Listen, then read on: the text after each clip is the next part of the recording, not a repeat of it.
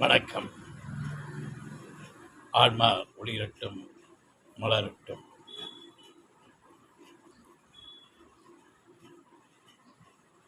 ஈயும் இறை படைப்புதான், தேனியும் இறை படைப்புதான்.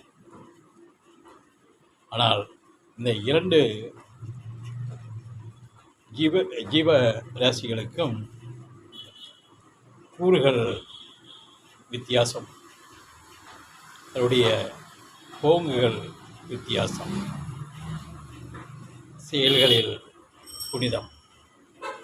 இந்த ஈயானது அனைத்து நிலையிலையும் உட்காரும். ஒவ்வொரு வாசனையும் உட்காரும், மலத்திலையும் உட்காரும், எச்சியிலையும் உட்காரும், எதில் வேணாலும் உட்காரும், பாடியிலையும் உட்காரும், எல்லா நிலையிலையும் அந்த ஈ உட்காரும். ஆனால் தேனீயை பார்த்தோம்னா மலரை தவிர எந்த இதிலையும் உட்காராது. மலர் நிலையை தவிர எதிலையும் அமராது தேனி. அதான் ஞானி. தன் வாசனையை ஒருபோதும் மாற்றாது, ஒரே வாசனையாக அது ஜீவிக்கும். மீண்டும் தேனி தனக்காக சேகரிப்பதில்லை. அந்த உணவை, அந்த தேனை கஷ்டப்பட்டு சேகரித்து அது பிறருக்கு, மனிதர்களுக்காக ஈகிறது, கொடுக்கிறது.